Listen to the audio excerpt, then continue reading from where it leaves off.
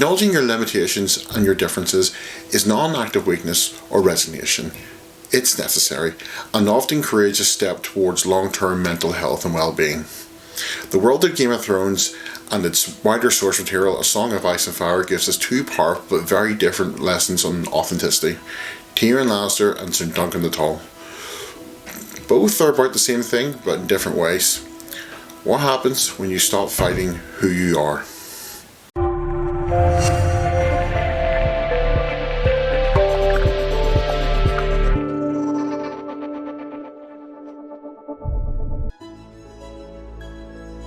Let's begin with Tyrion Lannister and radical self-acceptance as survival. One of the best pieces of advice in the entire series comes from Tyrion Lannister very early on. I remember reading this in the book. Speaking to Jon Snow, he says, "Never forget who you are. The rest of the world will not. Wear it like armor, and it can never be used to hurt you." It's wise words. Very good in the series. It's really set the tone of what the earlier series was about. And he knows exactly how the world sees him. He doesn't deny it. He doesn't soften it. He doesn't pretend it's fair. Instead, Tyrion overcompensates by practicing something radical. Total self-acceptance. He names the thing people mock before they can. He integrates it so completely that it stops being a wound and becomes his armor. This isn't arrogance, it's survival. As Tara Brack puts it, we use the word self-acceptance because it is a starting point for our inner experience. But what it really trains us to do in a very unconditional and all-inclusive way is embrace all of life. And that's what makes us radical. Perhaps another way of saying radical self-acceptance is being in love with life. Tyrion survives not by becoming accepted, just by refusing to reject himself. Now, his survival isn't the healthiest. He does drink and, to use a colloquial term, whore around. Again, not judging, sex work is work. But there's probably healthier options. But and on some level he has internalized that this is all he's worth.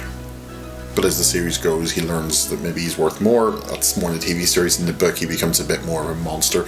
But both show forms of self-acceptance. And he knows what he is and what he's worth, just in different ways. Duncan the Tall, accepting the shape you were given. Now contrast Tyrion with Sir Duncan the Tall from A Knight of the Seven Kingdoms or the Head Knight series. Absolutely love the books. I'm currently loving the series, which is why I've done this. Duncan is physically enormous, but emotionally restrained. The polar opposite of Tyrion. He's always afraid of being seen as Dunk the Lunk, too big, too slow, thick as a castle wall.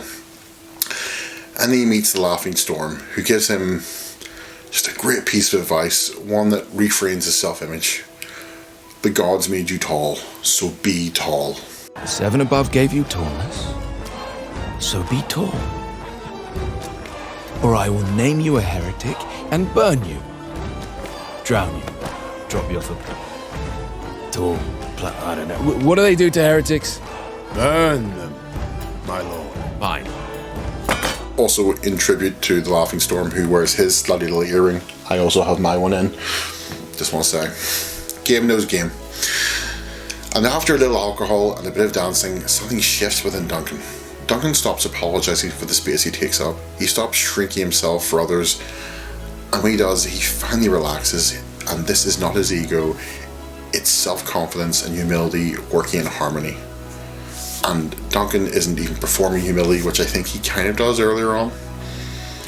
He's just inhabiting his body as it is. And funnily enough, Dunk also perfectly embodies one of Soren Kierkegaard's core ideas. Kierkegaard believed in the crowd, society, the herd, and its untruth. Because it causes people to lose themselves. Authenticity for him requires separation, and Dunk exists exactly there. As a hedge knight, he's above the peasants, but below the lords and ladies of the land. He doesn't fully belong in any of these classes or any crowd. He's separate, and that's where he can find his authenticity. This distance gives him space, and in that space he grows. Not into what society expects, but into who he actually wants to be. And unfortunately, due to years of negative conditioning, this is hard to shake, and you see this throughout the series. For a long time, he will constantly think, dunk the lunk, thick as a castle wall, but as the series goes on, if you've read the books, he does grow, and he's very wise in his own way. And I think that's part of the fun of the series. This is why him and Aegon work so well together, where Aegon is very smart, but not exactly the wisest, while Dunk is... he's wise and he knows his own things, but he doesn't know about the bigger world, so they match each other so well. And maybe that's a good way to maybe find who you really are, is find someone that matches your energy and fills in the blanks where you don't, and you can really find a good partnership like that. So, I digress. So, why should we embrace who we are? If we're short, be short. If we're tall, be tall. Well, most of us are afraid of standing out. Being different draws attention, and attention can mean rejection, ridicule, or danger, so we edit ourselves. As a great example here, I am a big guy, and for a long time I wore dark colours, because I was taught at a young age that dark colours help conceal size.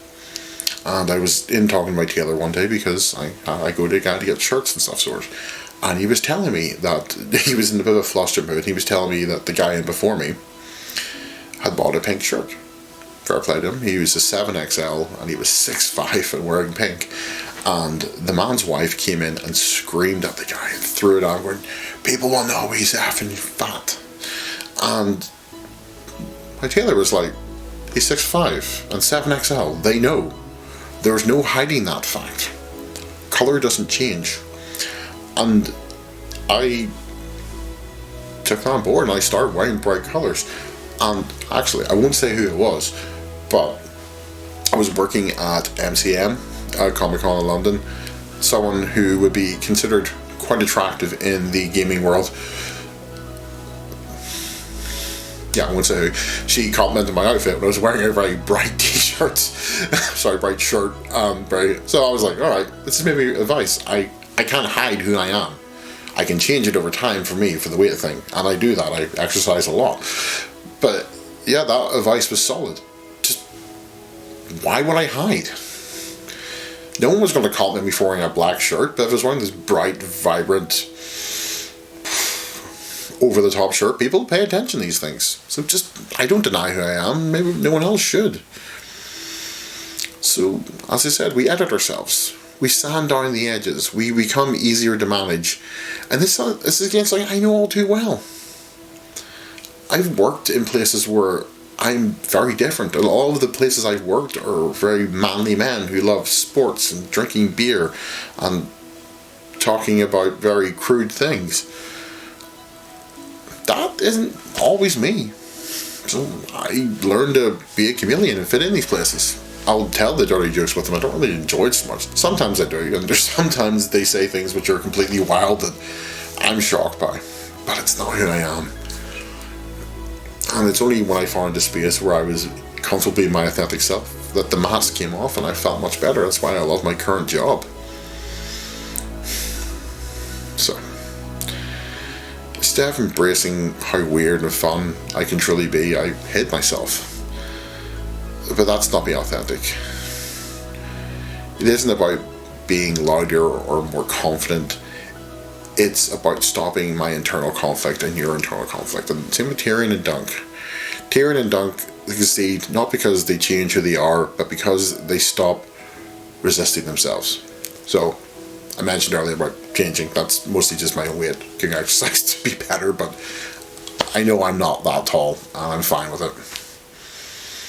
And I know for a fact that if this starts to grow up, I'll just lose it. If you followed my other channel, you'll be well aware that for a period of about 6 months I was completely bald due to chemo. I just went with it. I know other people wear hats and stuff. It's fine. It's just being comfortable with what we are. And you're comfortable when you stop resisting yourself. Psychologist Donald Wincott believed psychological health begins when the true self is allowed to exist without constant performance. It doesn't be perfect, it doesn't be approved, it just has to be allowed. Think of the energy you're wasting pretending to be something that you're not. Something that everyone knows that you are. And how much easier life will be if you just accept it.